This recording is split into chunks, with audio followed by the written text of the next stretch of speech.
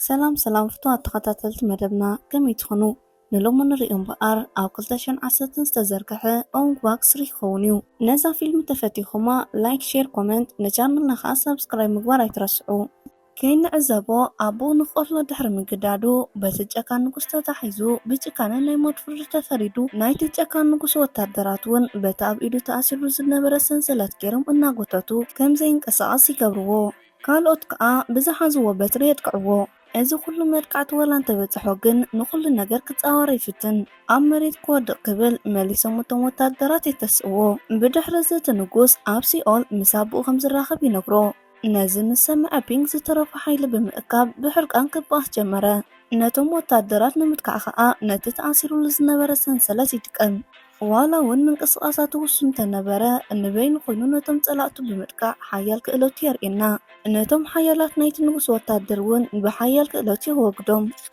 ኮይኑ ግን ድሕሪ ዝተወሰነ ካልኦት ብዙሓት ወታደራት ናብቲ ቦታ ብምምፅኦም ናይ ታንክ ናይ ምብኣስ ዓቕሙ ድሩት ይገብርዎ ድሕሪዚ ንእሽተይ ኪሎ ሜትር ርሕቕ ኣብ ዝበለ ናይ ሕሙማት መሐከሚ ንእሽተይ ቦታ ንዕዘብ ኩሎም ኣብቲ ቦታ ዝነበሩ ሕሙማት ተስፋ ናይ ምቑራፅ ባህሪ የርእዩና ነበርቲ ተዓዲ ከዓ እቲ ሕማም ዝመፆም ካብ መርገም ምዃኑ ይኣምኑ ነበሩ ነዚ ሕማቕ ነገር ከም ዝኣክል ንምግባር ከዓ ማስተር ቡኣ ናብቲ ኣብ ጥቓ ናይ ቡድሃ ሓወልቲ ዘሎ በዓቲ ይኸይድ እዚ ከምዚ ኢሉ ከሎ ፒንግ ኣብ ኣካል ዘሎ ዓፅምቲ ክጎድእ ብዝኽእል ከበድቲ መድቃዕቲ ይበፅሕዎ ኣለዉ ድሕሪ እዚ ጭካነ ዝተሓወሶ ምቕጥቃጥ ፒንግ ብሂወት ናይ ምንባር ድሌቱ ይጠፍእ ስለዚ በቲ ባእሲ ከም ዝተሰዓረ ኣመነ ዝሞተሉ መዓልቲ ከም ዝቐረበ ተረዲኡ ብሂወት ኣብ ዝነበረሉ ግዜ ዘሕልፎም ነገራት ይዝክር እቲ ኣብ ንእስነት ዕድሚኡ ዓርኩ ዝነበረት ፒም እውን ይዝክራ ኣብቲ ወቕቲ ካብቲ ዓዲ ቅድሚ ምውፅኡ ናይ ኢድ ሂብዋ ሓደ መዓልቲ ዳግማይ ከም ዝራኸቡ ቃል ኣቲላ ነበረ ኣብ ተመስጦ ዝነበረ ማስተር ቡኣ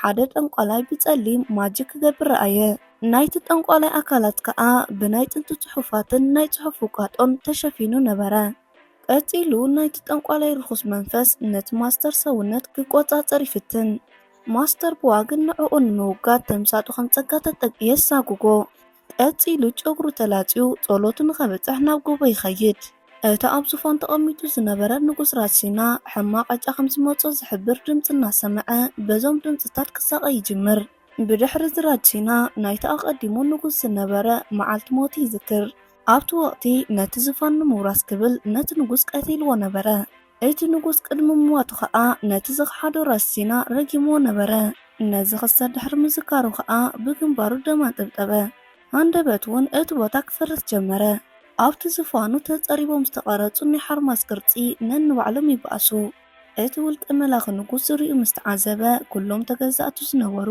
ከም ዝሞቱ ይዕዘብ ኮይኑ ግን እዚ ኩሉ ነገር ብሕልሚ ጥራሕ ነበረ ምስ ተስአ ግን ኣብቲ ከባቢ ናይ ባሓቂ ናዕቢ ተላዒሉ ረኣየ ኮይኑ ከዓ ዝተወሰኑ ናይ ውግእ ኣባላት ንፒንግ ንምድሓን ነቲ ሕዛእቱ ከም ዝወረሩ ተረድኦ ፒንግ ወዲ እቲ መራሒ ናይታ ጉጅለ ዝኾነ ሰብ ከም ምዃኑ መጠን ሓድሽ መራሒኦም እዩ ስለዚ እቶም ሰባት ንዕኡ ንምድሓን ናብ ሰም ክሕልፉ ወሲኖም ነበሩ ሓደ ካብ ማእኸሎም ንፒንግ ካብ ዝተኣሰረሉ ንምፍታሕ ፈተነ ግን ብዙሕ ከይፀንሐ በቲ ጠንቋሊ መጥቃዕቲ ይበፅሖ እቲ ጠንቋሊ ናብቲ ናዕቢ ብምእታው ነቲ ፀሊም ማጂኩ ተጠቂሙ ንኩሎም ቶም ኣባላት ኣወገዶም በዚ ናይቲ ጠንቋሊ ክእለት ዝተገረመ ራሲና ናብ ኣባላቱ ንኽፅምበር ይሓቶ ዓስቢ ናይዚ ከዓ ዝደለየ ነገር ኩሉ ከም ዝህቦ ቃል ኣተወሉ እቲ ጠንቋሊ ግን ንዝቐረበሉ ሕቶ ኣይተቐበለን ቀፂሉ እቲ ንጉሰ ነገስታት ዝርብሾ ድምፂ ንሙሉእ ዕድሚኡ ዝቕፅል መርገም ምዃኑ ይነግሮ ንሱ ከም ዝበለ እንተኮይኑ ነቲ መርገም ዘጥፍእ እቲ እንኮ መንገዲ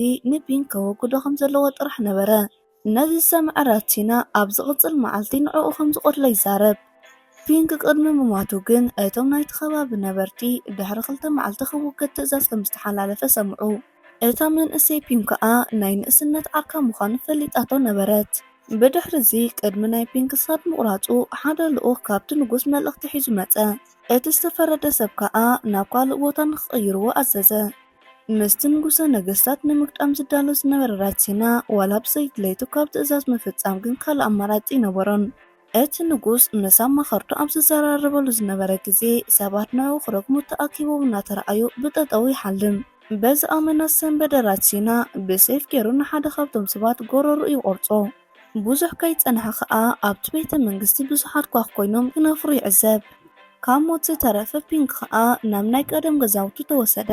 ፒንክ ነቲ ገዛውቱ ኣብ 10ታት ዕድመ ከሎ ገዲፍዎ ዝኸደ እዩ።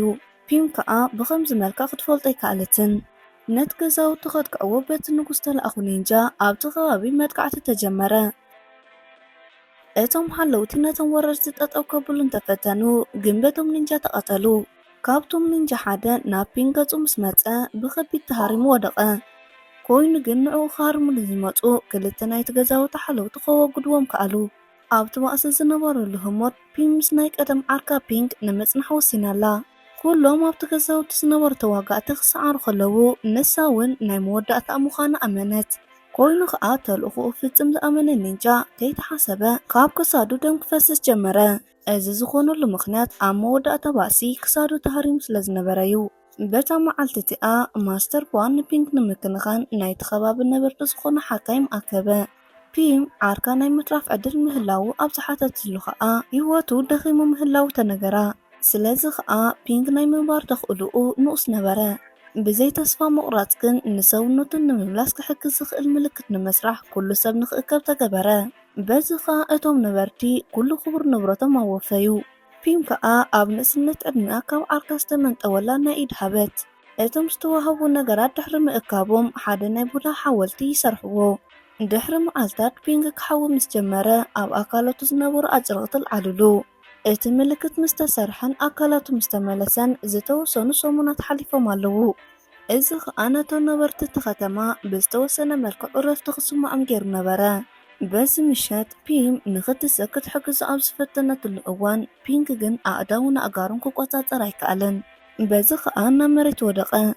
ፒም ሕጂ እውን ንኽትሕግዞ ፈቓደኛ ዋላ እንተኾነት ንሱ ግን ንኽትከይድ ይእዝዛ። ምኽንያቱ ከዓ ከምዚ ኢሉ ክትሪኦ ድሌት የብሉን። ቀፂሉ ኩሉ ሰብ ድሕሪ ምድቃሱ ፒንክ ነብሰ ቅትለት ክገብር ብምሕሳብ ናብቲ ገደል እናተጎተተ ኸደ። ነቲ ገጢምዎ ዘሎ ነገር ክቕበሎ ስለ ዘይከኣለ ካብ ምንባር ሞት መረፀ። ኮይኑ ግን ኣብቲ ገዛውቲ ዝነብር ሓደ ጽሉል ንፒንክ ንኸይጸድፍ ከእምኖ ይፍትን። ኣመና ዘፍርሕ ምዃኑ እውን ይነግሮ። ኮይኑ ግን ፒንክ ነቲ ምኽሪ ሸለል ብምባል ነቲ ሓሲብዎ ዝመፀ ንምትግባር ይውስን። ብድሕሪ እዚ ግን እቲ ማስተር ብምምጻእ ዝፍጽሞ ተልእኾ ከም ዘለዎ ገለጸሉ። ቀፂሉ ናብቲ ቤት ጸሎት ከይዱ ተመስጦ ክገብር ይነግሮ። ምኽንያቱ ከዓ መናፍስቲ ከም ዘጠንክርዎ ይኣምን ነበረ። ድሕሪ ብዙሕ ካብ ሰብ ምንጻልን ጽምዋን ከዓ ኣብ ኣካላቱ ዝነበሩ ዓጽምቲ ናብ ንቡር ቦትኦም ክምለሱ ጀመሩ። በዚ ከዓ መወዳእታ ብእግሩ ጠጠው ክብል ከኣለ። ብከቢድ ሕማም ተሳቒ ድሕሪ ምሕላፉ ከዓ ኣካላቱ ሓዊ ናይ ማርሻል ኣርት ስልጠንኡ ጀመረ። ቀፂሉ ሓደ መዓልቲ ምስታ ዓርኩ ተራኸበ። ነሳ ከዓ ምስኡ ኮይና እናሳዕስዐት ኣካሉ ንኽፈታታሕን ክቆጻጸርን ሓገዘቶ። ብጠቕላላ ፒም ብትዕግስቲ ምስኡ ብምዃን ኣብ ጎኑ ኾነት። ዕቤቱ ብምርኣያ እውን ሕጉስቲ ነበረት። እቶም ካልኦት ሰባቱን በቲ መጻመዲ ስለ ዝተሓጐሱ ምስኦም ክስዕስዑ ይረኣዩ። ሕጂ ከዓ ፒንክ ኣካሉን ኣእምሮን ክቆጻጸር ስለ ዝጀመረ ንማስተር ቧ ከመስክኖ ይጅምር። ብዙሕ ናይ መንፈስ ድኽመታቱን ንምውጋድ ስልጠኑኡ ንኽቕጽል ተመኺሩ ከም ዝተባሃለ ይገብር። ፒንክ ንብዙሕ ኣዋርሕ ንሜዲቴሽን ኣትዩ ኣብ መንነቱ ዓብ ዝኾነ ምቁጽጻር ረኸበ። በዚ ከዓ ፒንክ ናይ ቡዋ ስልጠና መልእኽቱ ወዲኡ ቀጸለ። ነቲ ተልእኾ ንምፍጻም እውን ናይ ኣካላት ብቕዓቱ ኣዳሊ ምዃኑ ይኣምን ነበረ። በዚ ሰዓት ራሲና ብሓሳቡ ስቓዩ ይቕጽሎ ነበረ። ንፒንክ ንምድፋዕ ዕላምኡ ሒዙ እውን ይከታተሎ ነበረ። ምኽንያቱ ከዓ ንዕኡ ምቕታሉ ካብቲ መርገም ከም ዘድሕኑ ስለ ዝኣምን ነበረ። ኣብ መንገዲ እናኸደ ከሎ ከዓ ዘፍርሕ ድምፂ ኣካሉ ወረሮ። ብናይ ሰብ ዓጽሚ ዝመልአ በዓቲ ክሳብ ዝበጽሕ እውን ይፈራርሖ። ብድሕሪ እዚ ብዙሕ ከይጸንሐ እቲ ናብ ሰራዊቱ ክጽምበር ድሌት ዘይብሉ ጠንቋላይ ኣብቲ ጸልማት ቦታ ከም ዝነብር ተረድአ። ናይቲ ንጉስ ኣእምሮ ከዓ በቲ ጸሊም ማጂክ ይውረር እሞ ክርበስ ጀመረ። ራሲና ነቲ ዝወረደ ሕማም ንምውጋድ ኣብ መሬት ዝነበረ ሴፍ ኣውፂኡ ነቲ ጠንቋል የድቅዖ። ኮይኑ ግን እቲ ሴፍ ኣብ ትሕቆት ጠንቋል ዋላ እንተኣተወ ግን ወላ ሓደ ጉድኣት ከብጽሓሉ ይከኣለን። ቀፂሉ ኣብ ቀረባ ግዜ እቲ ናይ ንጉሰ ነገስታት ዝፋን ንዕኡ ከም ዝኸውን ይገልጸሉ። ብድሕሪ እዚ ራሲና ናብ ደገ ድሕሪ ምስንዳዉ ነቶም ሰዓብቱ ነቲ ጠንቋል ከጥቅዕዎ ይእዝዞም። እቲ ጠንቋል ግን ንዕኦም ንምስዓር ነቲ ዘገርም ክእለቱ ይጥቀም። ካብቶም ብዙሓት ክእለታቱ ጸሊም ማጂክ ብምጥቃም ልዕሊ ዓቕሚ ሰብ ዝኾነ ሓይሊ ይረክብ። ብዘለዎ ዓቕሚ ኣብ መንገዱ ጸንሑ ኩሎም ጸላእቱ የድፍኦም። ብተወሳኺ ናይቶም ወታደራት ኣጽዋር ብምንጣል መሊሱ ንዕኦም ንምጥቃዕ ይጥቀመሉ። ብሓያልነቱን ብርትዕኡን ከዓ ነቲ ውግእ ሰዓሮ። ንኹሎም ተጻዋዕቱ ተኸላኺሉና ጥፊኡን ምስ ወድአ ንዕኡ ንምብኣስ ዝተረፈ እቲ ንጉሰ ነገስታት ጥራሕ ነበረ። ራቲና ሂወቱ ኣብ ሓደጋ ከም ዘሎ ስለ ዝተረድአ ነቲ ጠንቋሊ ብማንቲግራማ ንምህራን ፈተነ። እቲ ጠንቋሊ ግን ካብቲ መጥቃዕቲ ተረፈ። ነቲ ንጉስ ክሳዱ ንምቑራጽ ናብኡ ምርሐ። ብድሕሪ እዚ ራቲና ክሳዱ ካብ ኣካላቱ ተፈላለዩ ናይ መወዳእታ ቃላት ክዛረብ ጀመረ። ልክዕ ከምቲ ናይ መጀመርያ ንጉስ ዝገበሮ ንሱ እውን ነቲ ጠንቋሊ ረገሞ። እቲ ጠንቋሊ ንራቲናን ሰዓብቱን ድሕሪ ምውጋዱ ሓድሽ ንጉሰ ነገስት ኮይኑ ዙፋኑ ይቕበል። ኣብቲ ከተማ ዘለዉ ሰባት እውን ኣብ ቅድሚኡ ንክሰግዱ ይእዝዞም። ድሕሪ ግዜ ሕጂ እውን ፒንግ ኣብ ስልጠና ከም ዘሎ ንዕዘብ። ብድሕሪ እዚ ናይቲ ገዛውቶም ጽሉል መጺኡ ሰባት ክሓትዎ ከም ዝመፁ ይነግሮ። እቲ ጽሉል ዘይቀለበሉ ነገር ግን እቶም ክሓትዎ ዝመፁ ንፒንግ ንምቕታል በቲ ሓድሽ ንጉስ ተላእኹ ናይቲ ንጉስ ሓለውቲ ነበሩ። ፒንግ ምስቶም ሰባት ክበኣስ ዝረኣየ እቲ ጽሉል ዝፍጽሞ ዘሎ ነገር ድራማ ይመስሎ። በዚ ከዓ ናይ ፒንግ ስጉምቲ ቀዲሑ ከተግብር ጀመረ። ዘይሓሰቡ ከዓ ነቲ ኣብ ጎኑ ዝነበረ ልኡኽ ሓረሞ። እቲ ልኡኽ ግን እቲ ጽሉል ኣእምሩኡ ብስሩዕ ከም ዘይሰርሕ ተረዲኡ መጥቃዕቲ ንምፍጻም ዘይፉ መዚዙ ናብ ፒንግ ይኸይድ። ፒንግ ግን ብቐሊሉ ወገዶ። ኣብቲ ባእሲ ከዓ ናይ ገረብ ሓረግ ብምጥቃም ነቶም ጸላእቱ ክበኣሶም ንዕዘብ። በዚ ከዓ ነቲ ሓላፊ ናይቶም ልኡኻት ቀተሎ። ብድሕሪ እዚ ፒንግ ናብቲ ገዛውቱ እናጎየየ ይኸይድ፣ ምክንያቱ ኣብቶም ህዝቢ መጥቃዕቲ ንኸይበጽሕ ሰጊኡ ነበረ። ኣብቲ ቦታ ምስ በጽሐ ከዓ እቲ ዝጠርጠሮ ነገር ሓቂ ኮይኑ ይረኽቦ እሞ ብደርዘን ዝቑጸሩ ሬሳታት ኣብ መሬት ወዲቖምን እቲ ቦታ ከዓ ሙሉእ ብሙሉእ ፈራሪሱ ረኣየ። ፒንግ ንፒም ደሊ ምስኣና ምስቶም ካልኦት ነበርቲ እቲ ከተማ ተገዲዳ ብዘይድሌታ ከም ዝተወሰደት ተረድአ። ሃንደበት ሓደ ወታደር መጺኡ እናጎየየ መልክዕቲ ከውርደሉ ኣብ ዝፈተናሉ ግዜ ፒንግ ገጽ ከይርኣየ ሃርሞ። ቀጺሉ ንዕኡ ከድፍኡ ዝመፁ ወታደራት ንርኢ። ፒንግ ከዓ ድሕሪ ብዙሕ ኣዋርሕ ክእለታቱ ክጥቀም ጀመረ።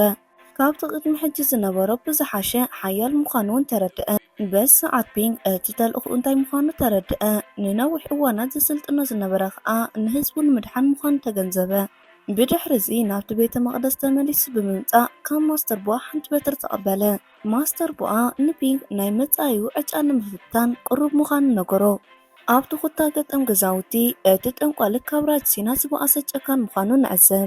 እቶም ተዋጋእቲ ንብዙሓት ናይቲ ከባቢ ወርሞ ብኣሽሓት ዝቑጸር ሂወት ኣጥፍኡ። ነቶም ኣብ ታይላንድ ናይ ቅድስና ምልክት ዝኾነ ሓራምስ ከማን ወላ ሓንቲ ምሕረት ዝበሃል ኣይተገበረሎምን። ነዚ ኩሉ ጭካነ ትዕዘብ ዘላ ፒም ተሓቢኣ ካብዚ ከቢድ ነገር ክድሕን ፈተነት።